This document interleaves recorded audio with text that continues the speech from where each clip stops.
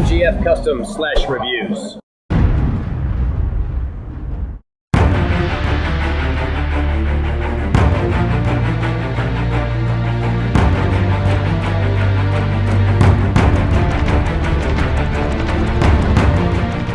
Hey, what's going on, guys? This is Michael MGF, and today I have a brand new custom clone trooper to showcase for you.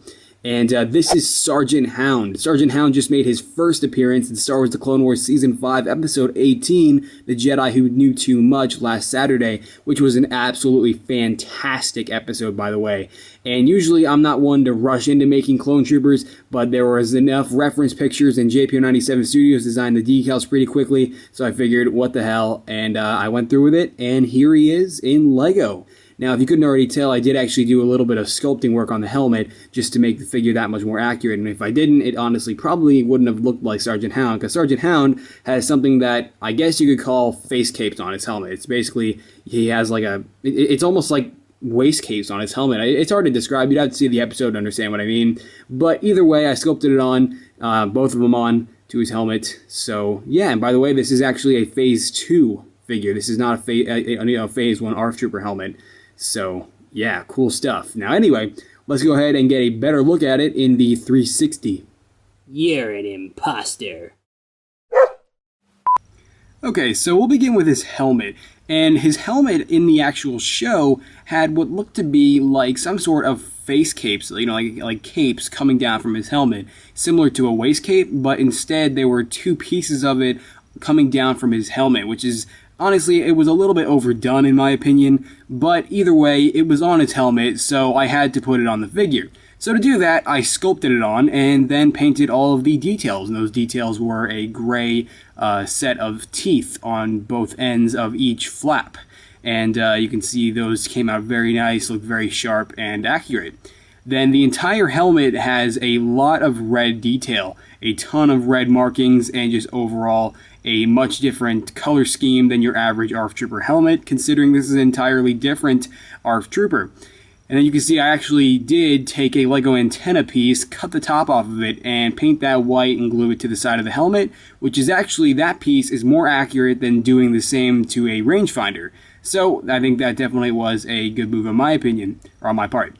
Then you can see the torso is a decal actually. I usually always go with decal torsos for these figures. You can see that is designed by JPO97 Studios. Link to his channel will be in the description below. He's been a great friend of mine for years and always been a great decal designer. And then that also includes that he designed the torso decal on the back, but of course I applied both. Then you can see his arms are completely painted. I painted on everything on his arms, all the black outlining and the gray designs.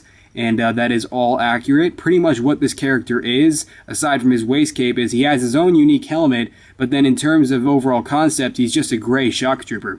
But other than that, you can see I did actually paint on the symbol on his arm, which is the symbol of a massif. And these troopers actually use massifs to hunt down fugitives, you know, escaped fugitives, similar to the way police will use canines to hunt down fugitives. And then you can see that his legs are actually a set of old Dutch Micro / JPO97 Studios printed clone trooper legs that I then painted in gray. You can see I basically painted half of them gray, but you can see the detail right above the gray area, that is printed, and these are posable because the legs are printed.